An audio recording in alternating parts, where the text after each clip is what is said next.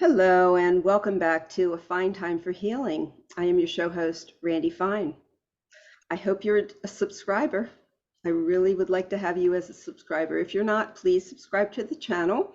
If not, or if you are, at least give us a thumbs up when you like something. I'm doing 2 shows every week, and I want your support.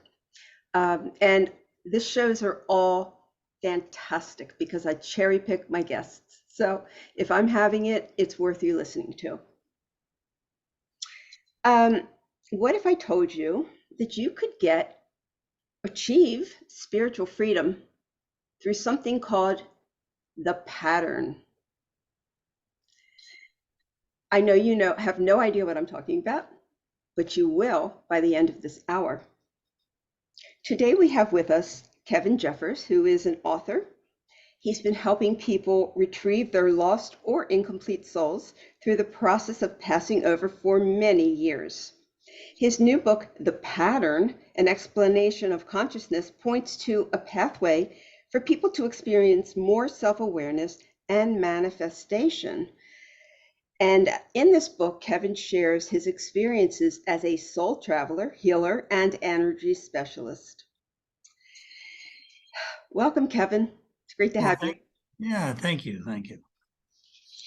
I think I'd like to start off by, I know in your book, you talk about how you've always had these intuitive gifts.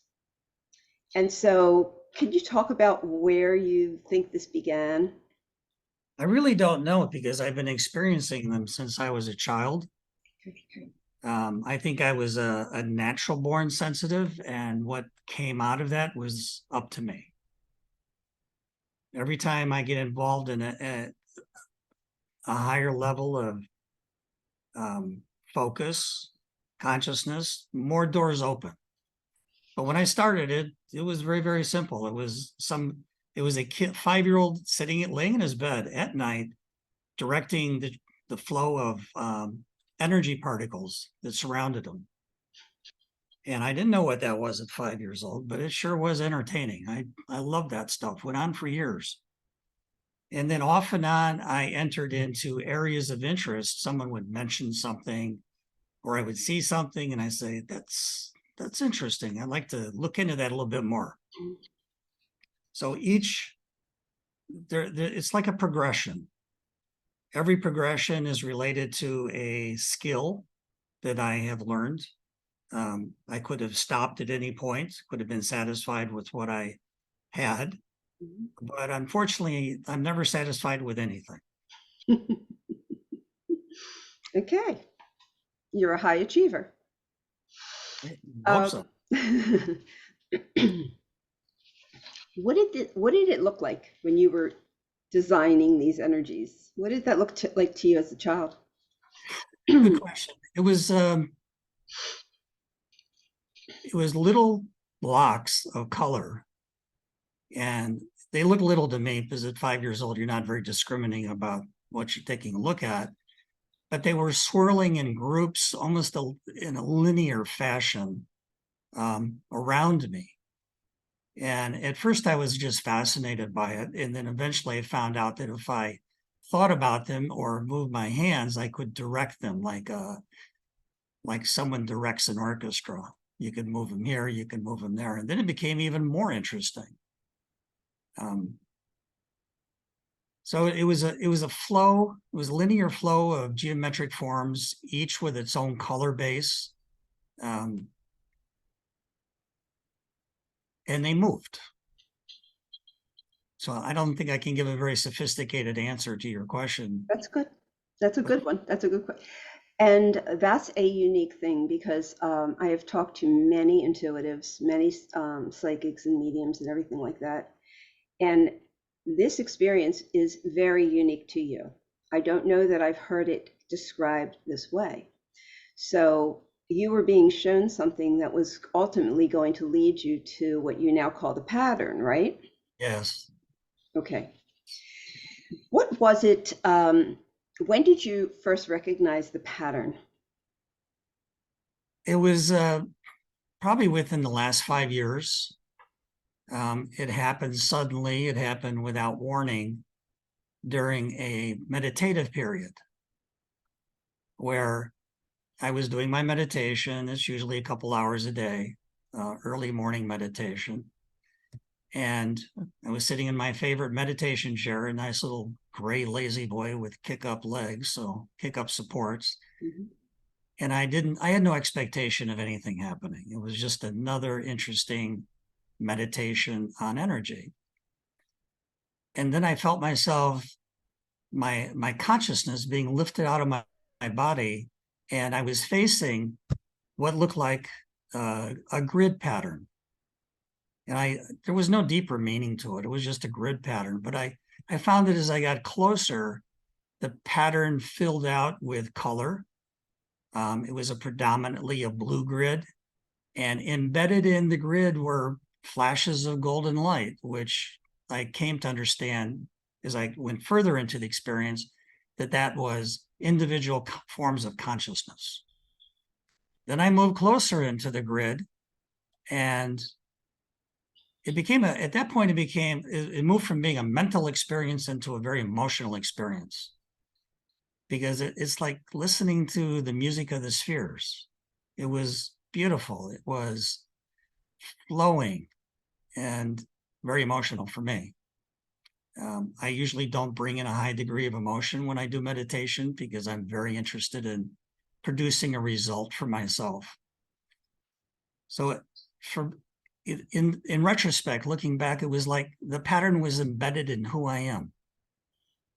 And then it showed me the potential of a benefit in experiencing the pattern, which was viewing, and this is just strictly my point of view, a neural network.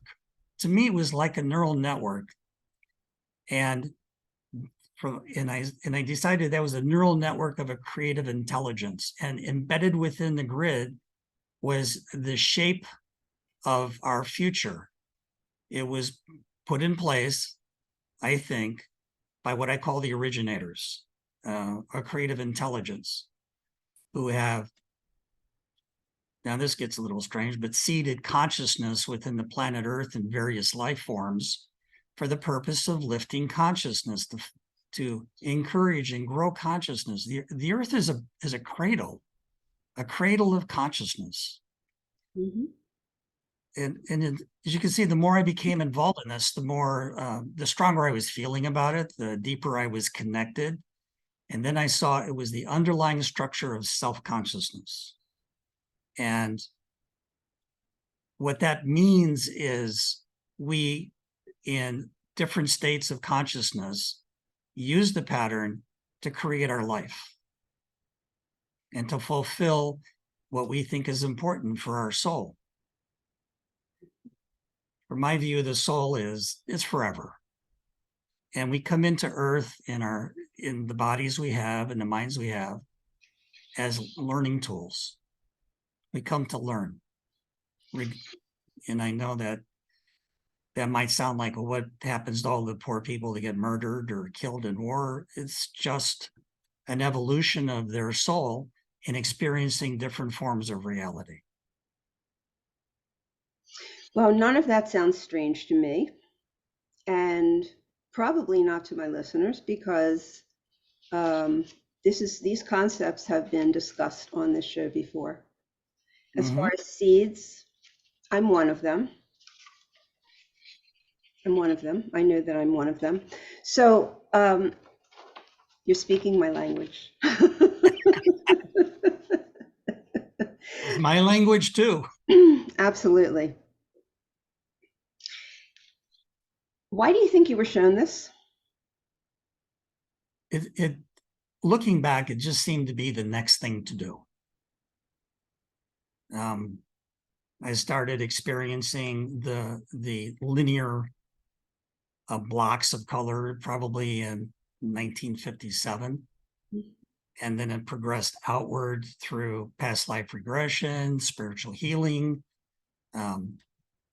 developing skills, just moving into and exploring consciousness. That's what I wanted. I wanted to explore consciousness. I wanted to know more than whatever I read had to offer to me. And that was part of the endless questioning of what my life was and what I was doing here and what I was involved in. So I think the experience of the pattern is just simply something I was ready to experience. Okay. And I know that you experienced many past lives, and but it wasn't like you went through regression, hypnotic regression, right? You just experienced them. Well, it started with hypnotic regression. Hypnotic regression showed me the potential of experiencing past lives. And then as I grew and I gained the energy to find those past lives myself, I decided when I was 17, I would go out and travel to areas of the world that I felt compelled to visit. And I found that if I chose correctly and I followed my intuition correctly, that there was some element of a past life, my past life, present there, which I call recovery. I think as beings, we're generally, because we've lived so many times, we're incomplete. And part of the process of exiting out, uplifting consciousness, is completing yourself. And looking at yourself as a span of lives and not limited to this one specifically, you see that you've experienced amazing things. Your potential is huge. Your potential is vast. So I would travel around the world. I made it my business eventually to do so because I had to pay for this. And then I would go to these places I felt compelled to go to, and then I would recover some element or some energy that I had left behind when I was there before. Did you enjoy these experiences? I love these experiences. Some of them were very strange because some of them ended up lives that were rather brutal with violent endings, and some had great endings. So it was very uneven. Whatever the experience was in that lifetime is what I took into myself. The retrieval of self was, in my mind, is our personal goal, to complete ourselves and to move on. I don't see human beings staying here forever. I think we're in an evolutionary process where we are engaged in uplifting consciousness from the very basic form of consciousness into a very sophisticated form of consciousness. And then we make a contribution to what I would call a total self. And by recovery, we fulfill our mission here. Now, initially, you may not even know that you had a mission. You wouldn't know that you were supposed to be doing things because you were just living your life. I mean, life is dangerous and confusing enough as it is. Why would you travel around the world and recover aspects of yourself that you left behind? I think it was just simply because I could. I wanted to, created the intent, and then manifested the opportunity for the intent to realize itself. Did you learn things from those past lives that clued you into issues you may have had in this life? Good question. I would say yes. Because the incompletions of a previous life came forward into this life, and it was for me to sort it out and integrate it. And some of those things were very unpleasant. But in my view, life isn't particularly a guarantee of pleasantness. Exactly. Yeah, I mean, I read about it. There were some pretty brutal things that happened to you. I know that a healer told me, because I've had throat issues, and she said, Randi, you've been hung a lot of times in the past. I think I have those in the book. Yeah, she said, yeah, that's your throat is a problem for you. It's a very common way of punishing people for behavior that wasn't accepted at that moment in time. So I'm still carrying a bit of that. Yeah, it's a tough one. I wear a chain with a cross on it. And sometimes I feel like it's choking me. So I would take it off for a month or so, and I'd like get comfortable, and then I put it back on because it was so personal to me as a personal gift. And then eventually time I feel like I'm choking. I would wake up at night and I would have the cross tight or the chain tied against my throat, and I was reliving something. It just it wasn't practical, it wasn't realistic. It was just an emotion that wouldn't go away. Right. It's incredible. And I agree with you that we are evolving to a different, some people call it 5D. We're in an evolution of where the human race is going to change drastically. I think the 5D experience is just another step on the way out the door. You do? Yes. There's a scale of rating in civilizations that are related to energy consumption. It's about the developing technologies and the mastering of energy that allows us to move on.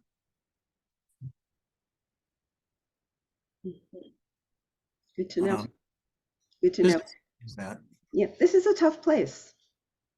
it's a predator world. It is a predatory world.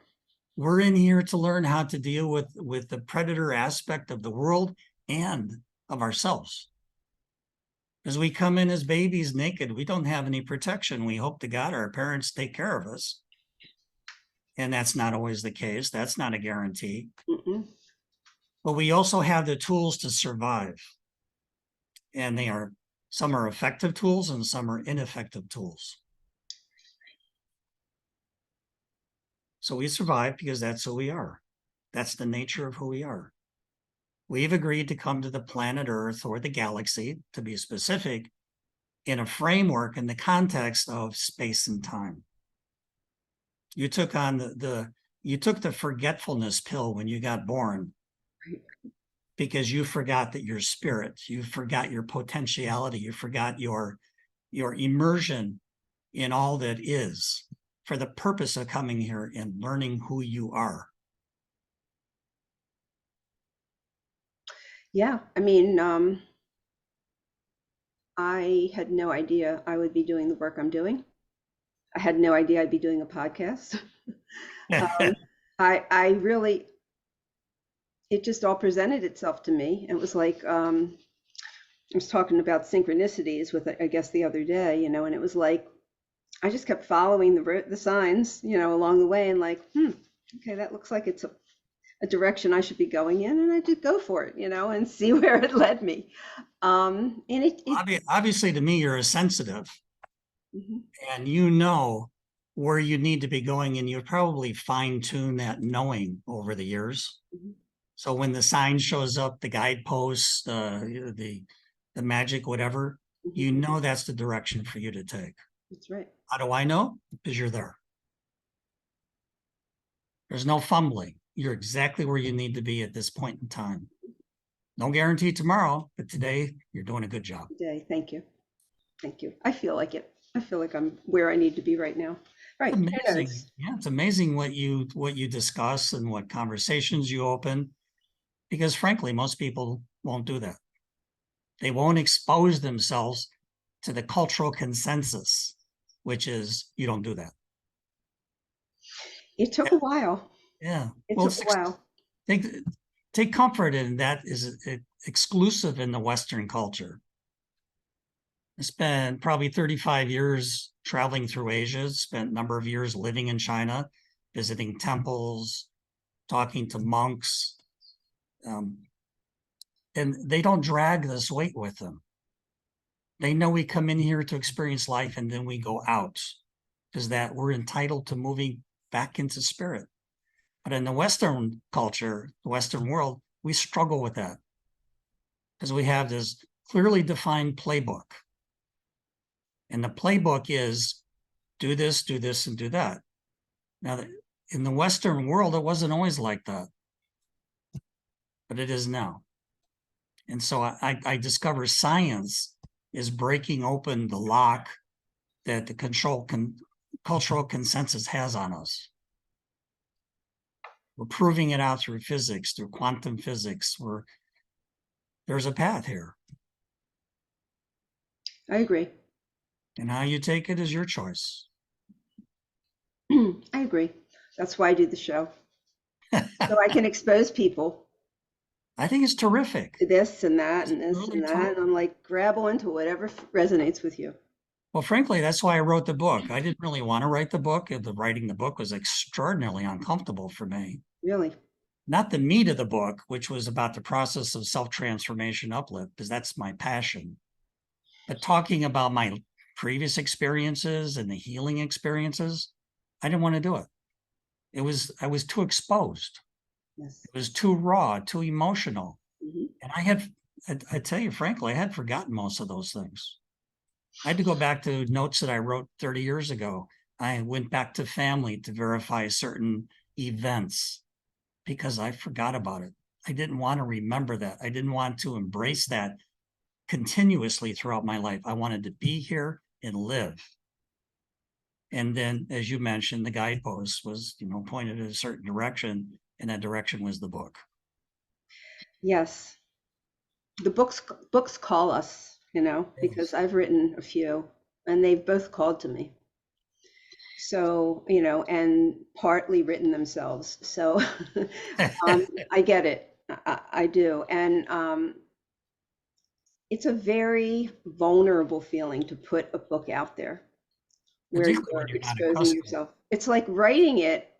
You said it was uncomfortable. For me, it was uncomfortable. Once the book's released, you're like, you feel like you don't have a floor under you. It's like, I'm out there, I'm exposed. Now what? I hope people take it well. Well, from my point of view, putting the book was an accomplishment of an objective that was set out in front of me. And then I almost washed my hands of it. I said, I got the job done. I wrote the book. Okay, let me move on to things that are interesting because the book is just it's a a story telling a story about a life. It didn't work out that way. You got sucked in. You had to keep up No, with it. no, I mean, truly, I don't get sucked in, but people want to know, like you have your shows. I get questions. Well, what about this? What about this? What about that? And I knew that going into this, that writing a book would open me to that exposure to other people. Mhm. At the end of the day, it's been great, but I didn't know that. I didn't anticipate being able to make a contribution to people because what I'm doing is kind of out there. It is. It's out there, but I have to tell you, there are many people who are doing things that are out there, really way out there, and I'm open to all of it. I I'm find as I get older, I go way more out there Yeah. because as I drift away from the cultural consensus and I move into new areas of consciousness exploration, Mhm. um, you really have to drop a lot of beliefs. You have to drop a lot of conceptions. You have to reformat your reality. Sure. Takes a lot of courage to explore the vastness Because there's no end to it. of consciousness, right? There's no end to it. Right. There is no end to it. And that's what I like. I'm not somebody that can be boxed in. So I like knowing that there's just no end to that. I think that's very interesting. I think you found a way to get out of the boxes that you created for yourself when you were younger. Shows a lot of ingenuity in my view, because getting out of the box is not as simple as getting out of the box. Right. It's not at You all. have to know what that box is to get out of it. Hmm. Sometimes you just simply don't want to know what that is That's true. because what you mentioned, it's uncomfortable. Very uncomfortable. And Totally. this is the work that I do with my clients really is to help them get out of that box that they're in, that they think is reality for them, and to expose them to a different reality that works much better for them in their lives. Well, I think helping them reformat their reality is very, very important. It is. It's very important because we tend to absorb and download everything we're exposed to. And until we become conscious of that a lot of who we are or who we think we are had to do with other people. Since we begin to realize that, there's a big freedom that occurs. The downloading, from my experience, is indiscriminate. I call them data dumps. When the pattern, in my case, which I recognize, sends a block, I call it a block of data into me, and I've seen it enter sometimes, and then gradually over time, I understand what that was about. Mm-hmm. So I tend to stay away from television and some of the stranger news organizations because it's just adding and adding and adding useless data. Hmm. True. True. I hear that a lot. I think the useless data drags us down. It's true. If we allow it to, if we allow ourselves to absorb it. I've really reached the point in my life where I really don't care anymore. I don't care to know the new. I don't care to know what someone is saying, that fashion as an example, art. All my degrees are in art, so I get it. The latest artist, the latest color. It's just not that interesting because consciousness is interesting. That is creative. That is evolutionary. Mm-hmm. That has the higher potential of understanding who I am and understanding and experiencing the people around me. Yes, I completely get what you're saying. It is. I mean, in every event, whether it's in my life or it's in people that I coach or people I know, I'm always in the overview, the big picture of where all this is going, rather than in the moment, stuck in the issue. I like to see where this is going to go. And that's a very freeing concept for me When you've to not established get stuck. linkages with that overview, that higher view, Hmm. and moving out of the current view is simpler because you have a pathway to move out of it. Hmm. Right, true.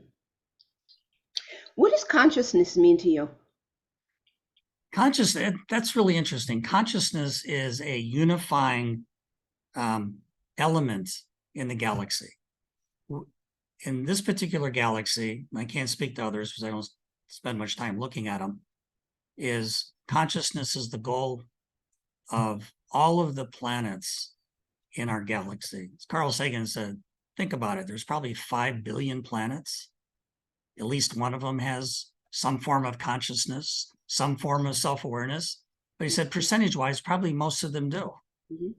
In forms and shapes we don't understand, and forms and shapes that we can connect with.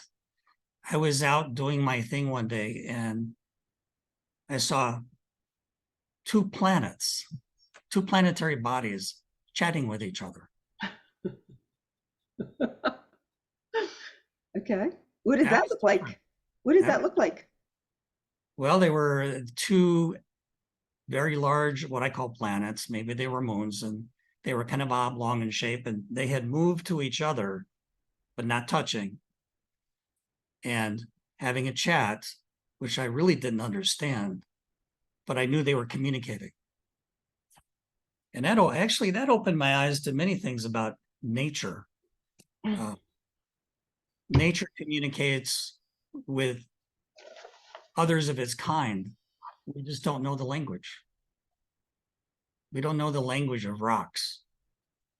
We don't know the language of clouds. We don't know. That's And true. that's okay because we're all a part of it. It's all a part of this interweaving network of self-consciousness. So you've taken all that you've discovered, experienced, learned, and you're now using it to help people heal. Tell us about that work that you do. Well, that work, if I understand the question correctly, really points to what I call soul retrieval. Okay. if that's okay to Hmm. discuss. That's exactly. Soul retrieval is when you commit yourself to helping souls stuck on the earth energy system through it and into a place of healing, regeneration, or release. My focus is children, and my fine-tuned focus is children that were killed in disasters and wars. And that's important to me because children, when they die young, they don't know what's going on. And if they don't have family members helping them through into the light, they can have a very long time here without any kind of reference point to reality, their new reality. Who's there to explain it to them? I've run across children that died. I was very active in soul retrievals during the Syrian war, of children who had died either directly through explosions or collapsing buildings or fire generated by explosives, who didn't understand what had happened to them. So it was like they're wandering around. And for me, it was a very moving experience to see that, and it gave me direction on what I wanted to focus on. So you were seeing the spirits of children who had passed in these wars and horrific situations that they didn't understand. Were they coming to you? No, no, I built a relationship with from my soul into the spirit, what I call spiritual forces that bind the planets together. And it's a cooperation. So, okay, I'm available. I know how to do this. I don't want to be moving around and watching television shows or phenomena or entertainment. I want to be of service. And my form of service, as was communicated to me, is do the retrieval work. And then I would be pointed to a retrieval, sometimes an individual, sometimes a small group, sometimes larger. There was no rule about it, but I was pointed to be specific. And I think it is because that soul, even though in the small human shape, was ready to move out and on. Mm. And when you're stuck, all you have to do is ask for help. And people don't know that. They think they'll get out of it, or they'll talk their way through it, or someone eventually will save them. But they have to, the moment they ask from the heart to go into the light, they have assistance. It's automatic. Mm-hmm. I used to own a business, and it was a spa type of business, and we tended to attract spirits that would sort of get stuck.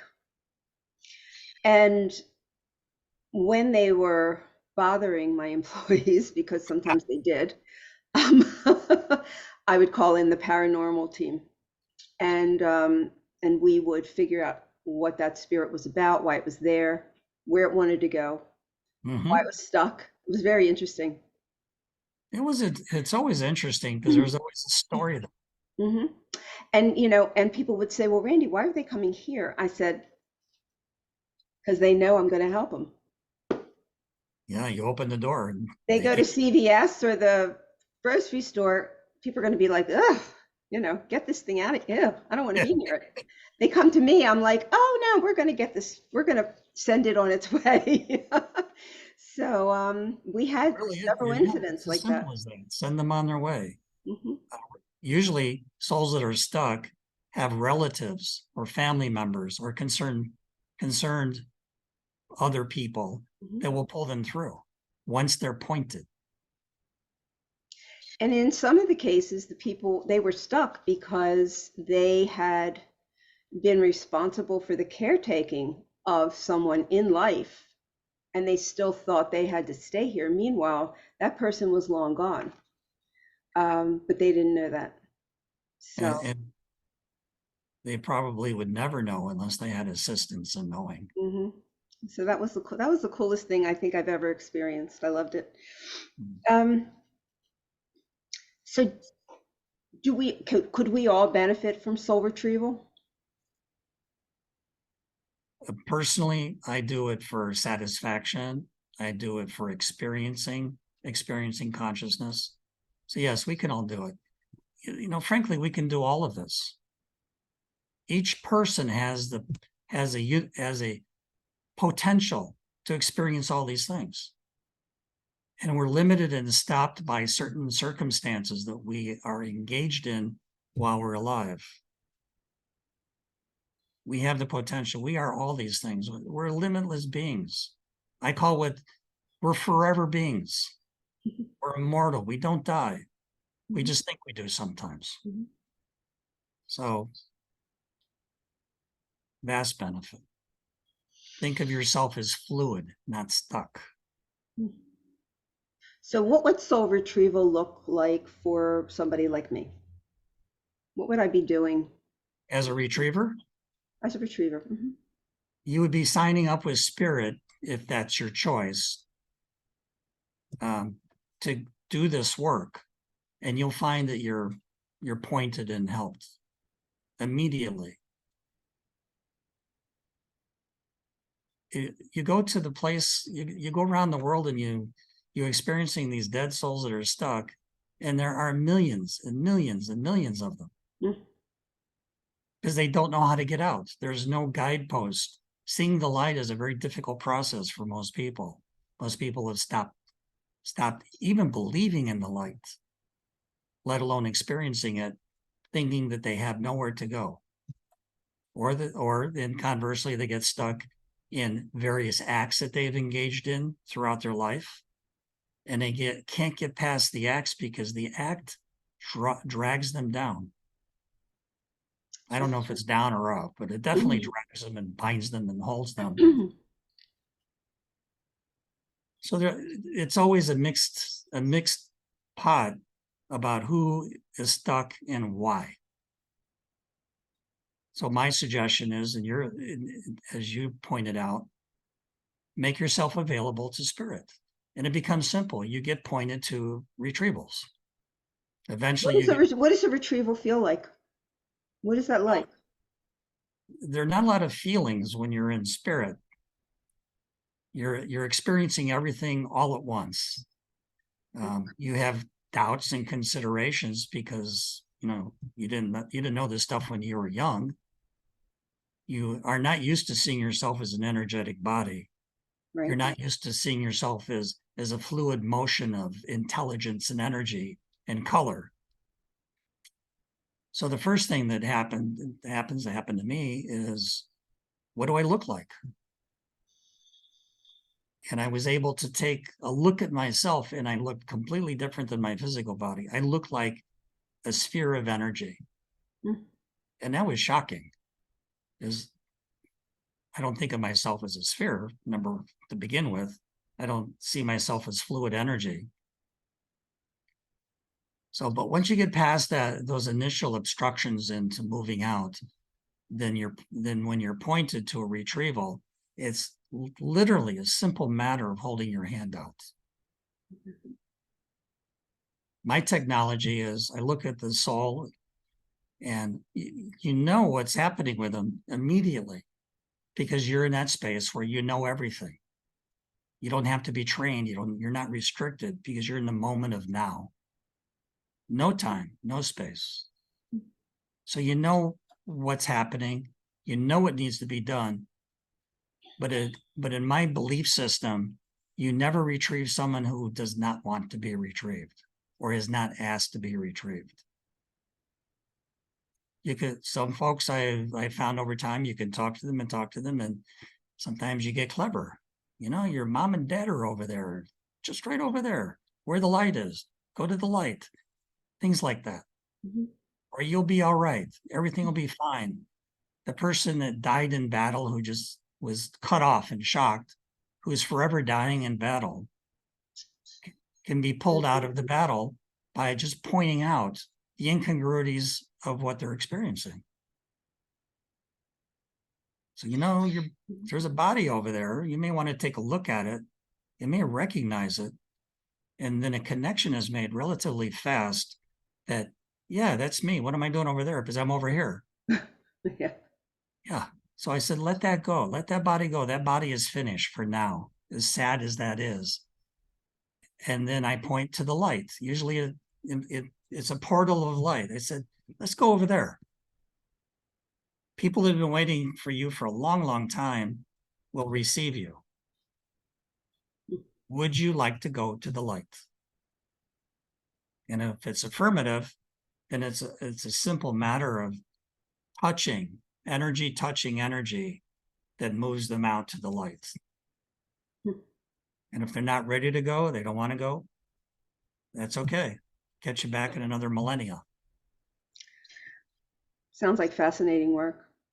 I one of our spirits, Earthbounds, whatever you want to call them, he had been in the Vietnam War and he had a head injury. And as a result of the head injury, he ended up murdering somebody as an adult. Mm-hmm. He didn't want to cross over because he was afraid of the judgment of God. There's no judgment. But that Absolutely no judgment. right, he thought that he was going to be hurt, crucified, or whatever it was for what he did. A little dramatic. The guide will look at the guide, his guide will look at him, and it's his guide, and say, well, you didn't do too well in that one. Let's go take a look at what's going on. Let's take a look at your energy configuration, because we're all energetic bodies in hyper consciousness. And let's see where maybe things didn't quite go the way you wanted them to go. It's a forgiving environment because everyone has gone through those experiences to some degree. And there's an immense amount of compassion. It's amazing how much fear is in these earthbound souls. Yeah, they don't know where to go. Caught in between, yeah. It's a lot of fear. They're stuck. Yeah. And it really depends on why they're stuck. Some people is they died through drugs. Some died through violence and war. Some were older people who had Alzheimer's or dementia, and they were not oriented to the light because they went out that way. It really depends on the circumstance and what they experienced. Right. Or in the case of this fellow who killed somebody, ending the life form of consciousness is not well received, because you took all of their opportunities away from them. You took all of the future learning, the future experiencing, you took that away. That's removed. And I think that's what this person was reacting to, a sense of loss, a sense of disconnectedness, disassociation with who he is. Well, he knew that his behavior was not him. He knew that it was a result of the head injury that he had, and that so he was able to really feel the regret. Yeah, and the regret consumed him and was hard to release. Absolutely.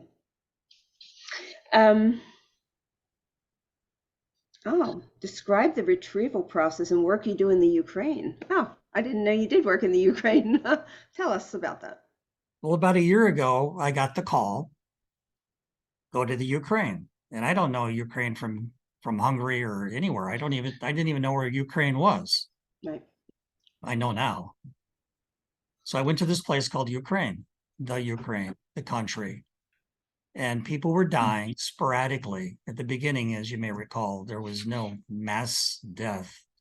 It was just Russia dropping bombs on people periodically to, shake the political structure up on the Western side.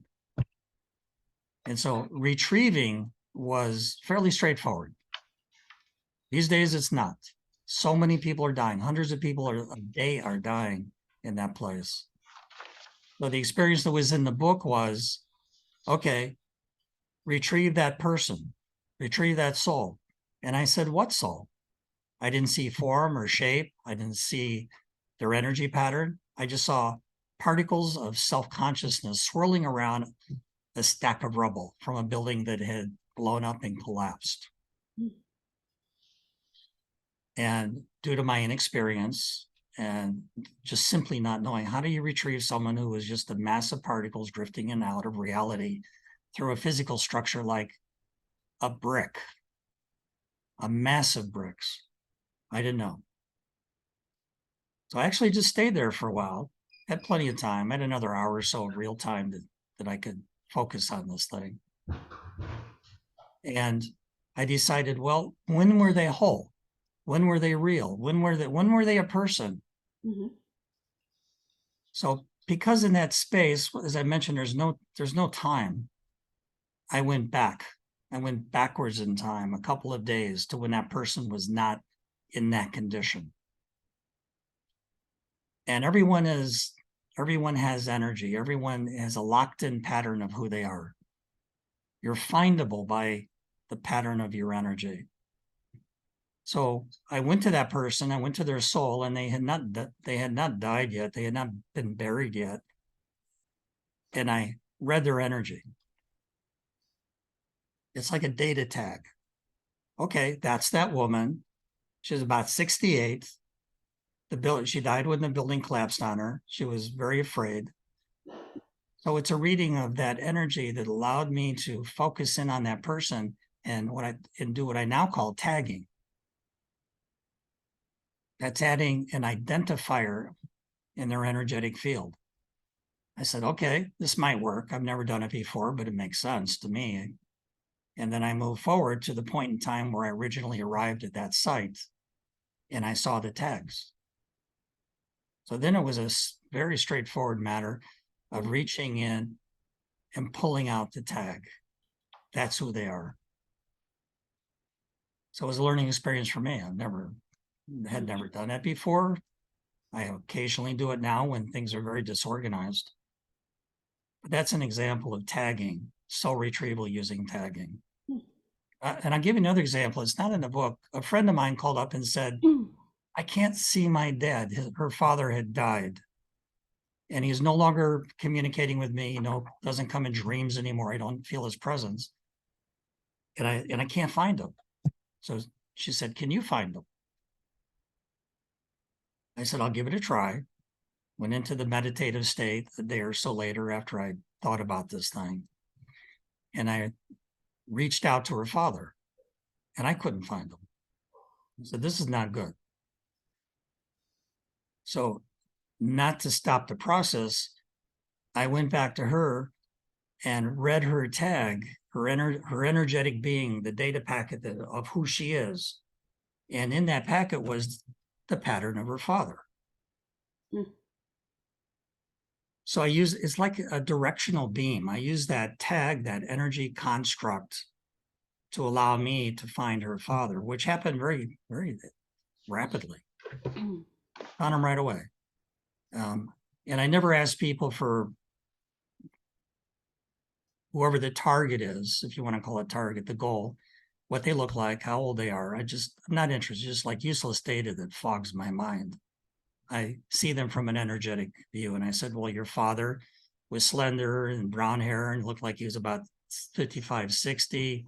And he's with some guy who's building a house. And she started crying. I said, why? She said, because that's my dad's best friend. And when her father died, he died in a boating accident. It was rather sudden. And his friend started staying around her because she was a reminder of her father. This was a man who was his best friend. He loved dearly. And then he passed, and the two of them joined back together again as friends. So I always look for validation. It's not a matter of just experiencing and spitting it out into a written page. I like to go back and verify the experience. And I did that in this case through what her father looked like and his friend, which was unexpected. We're building a house, which was his passion. Have you had experience with the victims of 9/11? No, actually, no. All of that's been cleared up.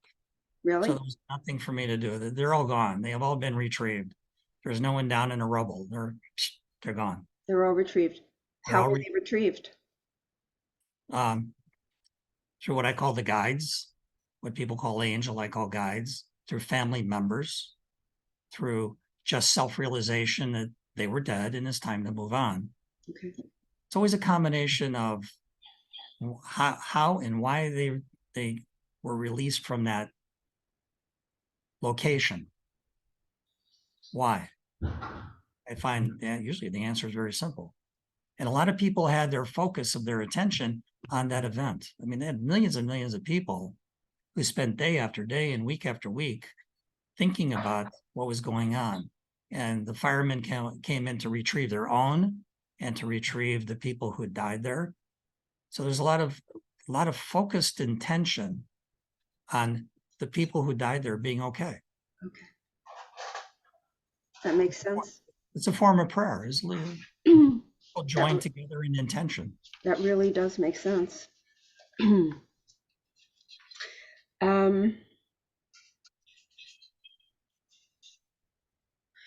Just for those who don't understand what spirit is as a overall spirit, how do you define that?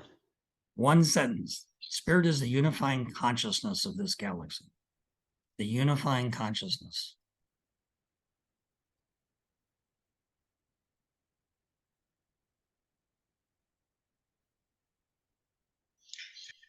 And so spirit doesn't refer to spirit guides or angels or anything like that? Is it one consciousness? Spirit is an energetic force, and it's what we're built into. We use spirit to manifest as humans. Angels, they're angels, but they don't quite look like the pictures that you see in books. Mhm. Guides could be family members or people committed to guiding. There's no one answer to that question other than spirit is the energy that drives the universe. Okay. And in my view, that's why connecting to spirit was a turning point in my own life. When I experienced the pattern, my mouth hung open for weeks. I was dumb. I couldn't talk about it. I had to find ways to articulate it until my editor said, "I'm sorry, but you got to articulate this one because it's a component of your book." And I did that. And that was difficult. It was nearly impossible Mhm. because every time I would re-experience my initial experience of the pattern, it was like I got frozen, locked up, unable to do much of anything. It was very, very uncomfortable. But I didn't like being like that, so I went into it, and I didn't step away from it. Right. Well, you did a very good job of explaining and describing. And I know it wasn't easy for you, but you got it done. And that's really important. And so your book, The Pattern, Kevin Jeffers. Oh, there we go. Fascinating book. And Wait till definitely a labor of love. wait till the next one. Oh, what's that going to be? Soul Retrieval. Did you start? I've formed the structure in my head. I went back to my editor and confirmed with her this made sense. Because the pattern book I rewrote 3 times. Very annoying experience, but fortunately I was blessed with an editor who cleared up, got the timelines correct, put everything in its order, integrated with the explanations about the pattern. And I'm going to use her when I write Soul Retrieval because I don't want to fully engage in something that doesn't have a plan. Okay. Do you use an outline? Yes, I've already picked out the retrieval stories that I like. Some are about family, some are about children, some are about people that died in war. Some are about people that didn't know they were dead. Many, many different kinds of stories. I had to go back through my file and look through hundreds and hundreds of experience because I write this stuff down. Now, not so much, but then every retrieval I wrote down. So just kind of pick and choose according to the topic and then put an explanation of what are we reading here? How does retrieval associate itself with those stories that you're telling? Well, when that book is out, contact me. We'll It do it might again. it might be a while. Yeah, I understand. It's okay. I'm going to Okay. be here. I'll be here. I've been here a long time. I'm going to continue to be here because this is just, I love doing this. This is fascinating. Yes. This is one of the ways that I grow is through, learning about others' experiences and just expanding and expanding and expanding what I understand. And so, I think it's a gift that you've given yourself. every time I say to myself, oh, you've got so many other things to do, stop the show. I just can't. I cannot stop the show That tells because, you a lot. huh? It tells you a lot Hmm. Yeah, I can't. It's just part of my growth. because you And, know and, you're and doing the right thing. yeah, and I had no idea, no intention of doing this, but a friend said to me, Randy, you should do radio. I said, I hate the sound of my voice. And I'm terrified I'm going to say something stupid. So And we're talking too. Yeah. I started the show, and for the first maybe 10 or more shows that I did, I wrote every word. And it was like 10 pages for 30 minutes. It was like 10 pages of text. And I wrote them because I didn't want to make a mistake. Mm-hmm. And then somebody contacted me and they wanted an interview. And I said, I liked the topic. And I said, all right, let's try it. And I found that I love the interview process. It was so much easier for me. And, and that's where I am today. So it's very comfortable now, but it wasn't always. Well, a couple of family members and friends have been cheerleading me on to doing these podcasts.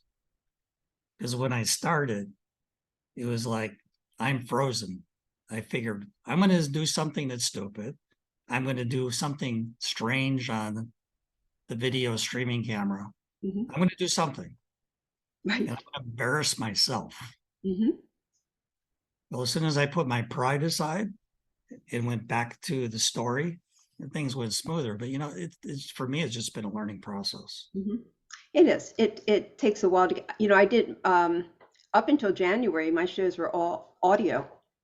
I just started doing video and it took me a while to get to the point where I wanted to do video because it was, you know, I was so used to being able to just talk without having to get dressed up and Mhm. fix myself up. But I really like this. This is fun. Yeah, my voice didn't match my face. No. No, because you don't talk to yourself. I don't stand in front of a mirror and have a long chat with myself. Mm-mm. So when I showed up on the video like I'm doing now and I'm listening to my voice, it was very disconcerting. Hmm.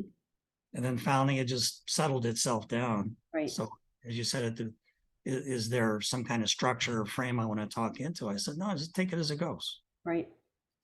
But I I think didn't that's the start that best way. And I really try to make my guests feel comfortable. I really try to tap in so they can have a good time. Well, So, I felt very comfortable. I mhm. felt that you've thrown out a lot of questions that would provoke answers in a very gentle way. Um, I think you're great. Thank you. I appreciate that. Yes. Well, okay. So, Kevin, do you have a website that you, Yes, I do actually. okay, tell us what that is? That's right here. It's thepattern.pub. www.thepattern.pub. We just finished it. So, I don't have the website memorized. I got to read my piece of paper. Okay. It's up, it's functioning, it's complete, and it talks to the things that we talked about today. Okay. Do you teach or are you just, I don't mean just, but do you teach or are you actively soul retrieving instead of teaching? I don't teach. Okay. And it's not because I don't want to, but it's a function of time and energy and availability. Okay. And I'm still in love with the idea of soul retrieval. I can I look, see why. I look forward to it. Okay, I'm going to wake up at 2 o'clock in the morning. It's going to totally disrupt my sleep cycle. But what am I going to find out today? Do they come to you? Yes. And that's a whole different story. Oh yeah, because there's no time and there's no respect for your time. It's just like, hello, I'm here. Well, I have an energetic handle that they can grab onto Okay. because they view us as energy. They don't view us as people. Okay. Very cool. Well, it's been great talking to you. Thank you for being my guest. I'm glad we made this happen. Thanks. And good luck with the book. Thank you. I'll let you Thanks. know. It might be a year, might be 2 years. That's okay. Knock on your door if it ever get it. If I ever, Absolutely. You let me know. I will. All right, Kevin. Take care. Have a great day. All right. Bye bye. Bye.